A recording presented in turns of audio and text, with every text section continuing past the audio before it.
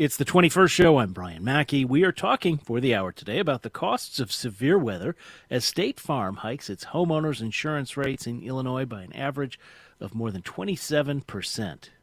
And State Farm's not alone in that, as climate change brings with it more severe weather more often and a higher cost to repair and pick up the pieces when disaster strikes. Here to talk about what we're experiencing and what that means for the viability of insurance in the future is Walker Ashley. He's a professor and meteorologist in the Department of Earth, Atmosphere, and Environment at Northern Illinois University. Professor Ashley, or Walker, if I may, welcome to the 21st show. Well, thanks for having me. Listeners, again, you can join us at 800-222-9455, 800-222-9455. All right, talk about the trends we're seeing in severe weather in Illinois and the Midwest. And maybe we can start with the frequency of severe weather events. Well, we've certainly seen an active last few years. There's no doubt about that. But there's a lot of variability in the annual cycle of severe storms. Unfortunately, our records going back to 1950 are very, let's say, biased with human observation. And the number of reports have certainly increased through time, but a lot of that is just simply due to better reporting. So we don't have a great track record of trying to tease out whether, for instance, climate change is causing changes in the severe storm activity across the Midwest. But we, in many cases, actually probably know a little bit more about the future than what we do about the past, which is somewhat odd. But there's no doubt about it. We've all been affected by the severe storm activity in this region, and we live in an active area, and I expect that to continue. I want to put a pin in that idea of understanding the future better than the past, because I do find that odd and intriguing. But I wonder if, so severe weather is one thing, and I don't know if there's if this is a meteorological distinction or just a rhetorical one, but the idea of extreme weather events, right? That derecho that knocked out power in Springfield and swept across the state, had left a pretty wide swath of destruction in Illinois a few years ago. I wonder, is there something with insurance claims that we can measure perhaps and say, yes, we are seeing there was more consequences of severe weather anyway. Yeah, there is. I mean, there is certainly an increasing rise in the number of claims and obviously expenses and costs affiliated with severe storms. A great report a couple of years ago put out by Aon suggested that 80% of this increase is actually just simply due to exposure. So changes in us, where we live, what we own, and the fact that we call this the expanding bullseye effect, that there's just more of us and we're spread out across the landscape. So that severe storms that may have occurred in, say, the 1950s or 60s that didn't affect anybody now are affecting wide swaths of say, suburbia. And so this is presenting a considerable problem, right? There's just more things for us to be impacted by these severe weather events. And, you add on the possibility of an increasing risk with climate change that, of course, exacerbates the problem. And you mentioned this a moment ago that you can't attribute any single weather event or perhaps even a seeming trend of weather events to climate change. Does that ever change? Is there ever a point at which we say, you know what? Okay, I've seen enough. Like that guy who predicts elections. I've seen enough. Well, I hope I'm not. Economists are notorious for predictions, and they're not that good at it. But anyway, um, uh, yeah, well, look, we do know certain things. There Yeah. is certainty that climate change is occurring. We know that changes the fundamental ingredients necessary for severe storms. For instance, we increase the temperatures of the ocean, we increase the temperature of the atmosphere. That produces more energy Yeah. for thunderstorms. We liken this to No, I'm fundamental sorry. I ingredients. I asked you the question, but now we need to take a break because we're on a fixed clock. I'm sorry about that. We will continue in a moment. This is the 21st show. Stay with us.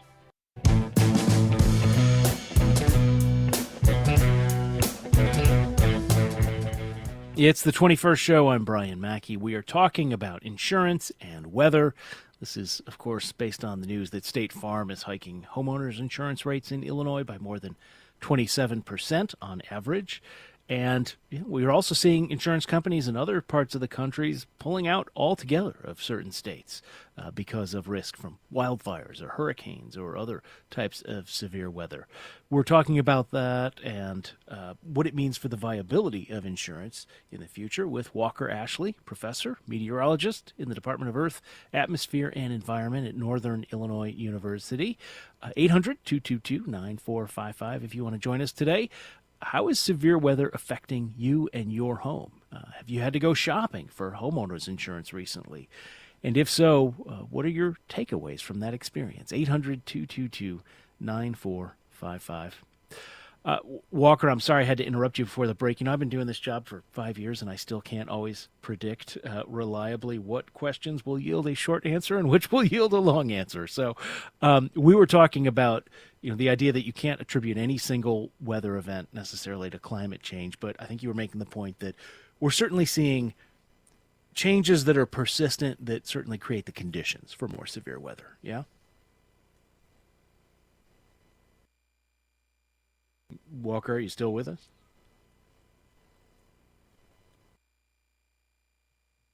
Might be a Zoom issue here. It's Friday, all right. Walker, I think you might be muted. All right. Let me just say, if you want to join us, 800-222-9455 is the number to join our conversation today.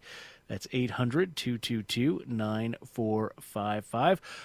Let me ask you. So before the break, we were talking about you can't attribute any specific weather event to climate change necessarily, but you were making the point that we're certainly seeing conditions that could that contribute to more severe weather. Maybe you can pick it up. Yeah, whenever we look at an extreme event, we talk about the fundamental ingredients. It's much like baking a chocolate chip cookie, right? We all love chocolate chip cookies, and we need flour, we need butter, we need chocolate chips. For severe storms, we need moisture. We need something called instability, or think of it as energy for these storms. And we need something called wind shear, which is a change in wind direction and speed with height in the atmosphere. The two ingredients that we know that we are modifying, we have a good track record of that, are moisture, and we're increasing the amount of moisture in the atmosphere, and the amount of energy available for these thunderstorms, or what we call instability. So two of the fundamental ingredients are increasing across the board. But just because we're increasing the amount of ingredients doesn't necessarily mean we're getting more severe storms. But in the Midwest, we are seeing more extreme precipitation events, and with that comes, unfortunately, more extreme severe perils such as tornadoes and hail. And unfortunately, that's projected to increase in many cases significantly across the Midwest as we move into the future. Is this why you say that we can predict the future better than the past? Yeah, because the past is based on our observations, and our observations, as I mentioned earlier, are based on, eyeballs or damage. And that has all sorts of human kind of complexity to it, right? There's just better reporting. We all have cell phones now. There's more things to be affected. And so the track record there, although we've seen increasing number of reports, teasing out the climate signal in that is very, very difficult. And so when we project into the future, we use numerical modeling. And in many cases, we can kind of level out the playing field there and try to figure out exactly the climate change signal within there. And the results from our study here at NIU and across other institutions is finding generally a large increase across the eastern part of the United States, particularly east of the Mississippi River. Somewhat uniquely, we actually expect to see a slight decline in severe storms across the kind of the notorious Great Plains of the United States, which we colloquially know as Tornado Alley. Let me share a text message from Aaron in Springfield who says, even though the Midwest is filled with thoughtful, trustworthy, and kind people, nearly all of them will not take action to adapt to climate change for themselves when floods rise, droughts dry out the fields, and the air gets harder to breathe from Canadian wildfires. He goes on, we can expect more power outages and blackouts from heat and storms. We can count on the Mississippi River facing record drought for some years and then flood for multiple years. Aaron, thanks for your text, dire though it is. Walker, I wonder what you make of those predictions in terms of heat, storms, drought, flooding, and so on. Yeah, The last point that the person made there was actually pretty good. Everybody thinks of climate change as, this upward trend. To me, the biggest fingerprint of climate change on our perils is really variability. We're going to expect more, say, dry years and then more wet years. Or during the year, we can expect very, very dry periods, what we call a flash drought, followed by flash flood. In fact, we've kind of seen that across northern Illinois in the last few weeks. So, a hallmark of climate change is the variability. But as you pointed out too earlier, attributing a specific event to climate change is not the way to look at it. What we're trying to figure out is what is the contribution of climate change to an individual event. And our science right now is just really early on that. We're trying to figure that out. We're trying to get methods down. But to generate the data necessary to answer those questions is quite significant. But you better believe we're trying to work on that. Let's go back to the phones at 800-222-9455, where Paul is calling from Urbana. Hello, Paul. Thanks for calling in. Hello. Thank you. I think the future is here. What attribution science is pretty developed, and I'm persuaded. And I think some of the reinsurers, I wanted to bring up this in the financial section. I think part of the cost that maybe isn't being spoken about is Swiss Re and Lloyd's of London are increasing their costs for the reinsurance of the liability for insurance companies here. It's a global thing. And the Europeans are much more cognizant, and they're much more calculating the increased liability and damages through this infernal we're going to and are now experiencing. And I'll leave it at that. Thanks. All right, Paul. Thanks for the call. Walker, I don't know if you can speak to that. Yeah, that is an excellent point. And there is an insurance to the insurers, right? The reinsurance market is quite significant, and of course, it's significant in Chicago. These are very, very smart companies, and they're invested. I can promise you, I work with them. I met with them yesterday. They're working towards trying to figure out and price this risk accurately in a very volatile, changing environment. But he also made a great point of saying that when we talk about climate change, we are in the experiment. We are living it right now. And we don't know exactly what the conclusions are going to be, but it doesn't look great. What does all this mean for, our built environment, right? Our homes, public infrastructure. Are we ready for that here in Illinois? Well, frankly, no.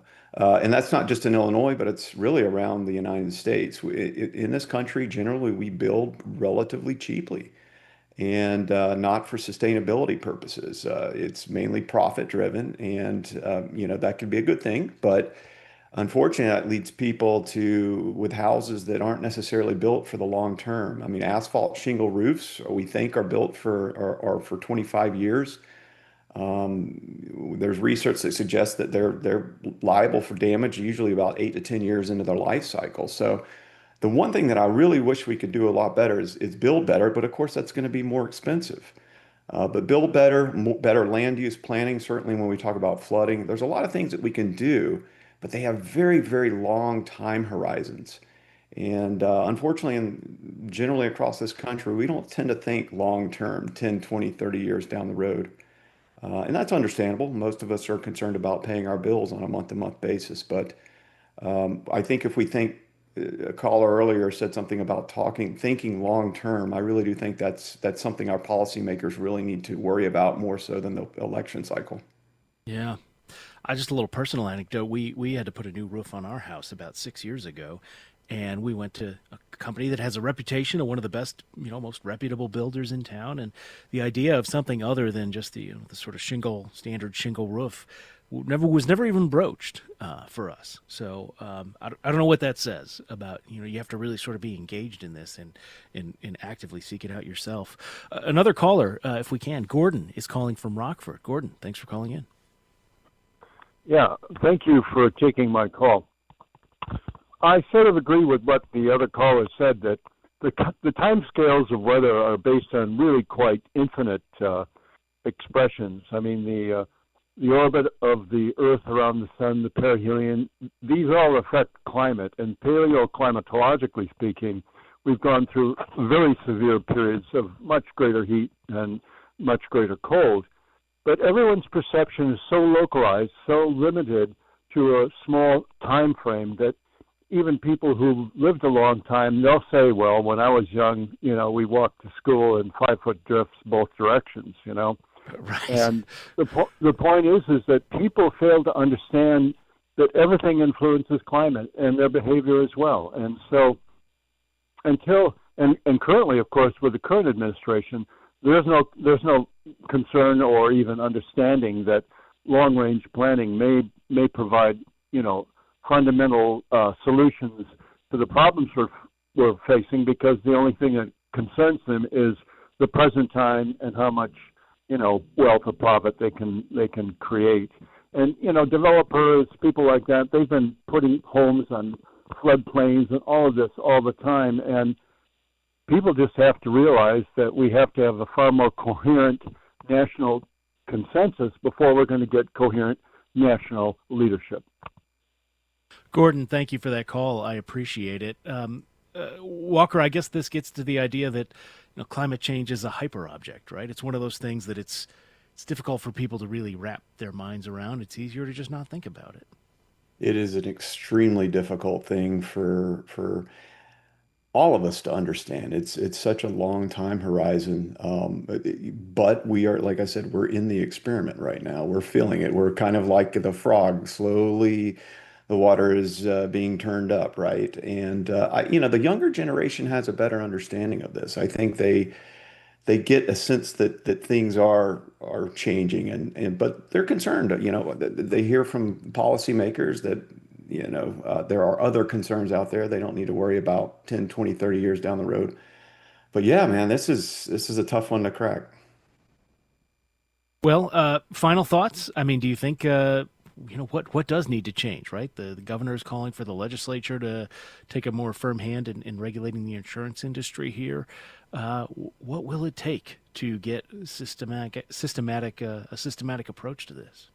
Yeah, I mean, well, I'm not a policymaker, but I think that, let's get in the room together and speak about these issues. The politicians and the insurers need to get together and go through these issues and think long term. Stop on these annual cycles, because we've seen 10% increase, 9 to 10% increases in annual losses for severe storms.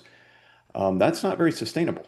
So we need to think about how do we reduce that 9 to 10% rate moving forward. And it's going to be things like investing, better housing, better building, better roofing, and so on and so forth. But those require investment, and they require a lot of money. But rather than kind of shooting across the bow, maybe we can get in the same room and have a conversation. Walker Ashley is a professor, meteorologist at Northern Illinois University. Thank you so much for sharing your expertise with us today on the 21st Show. Thank you.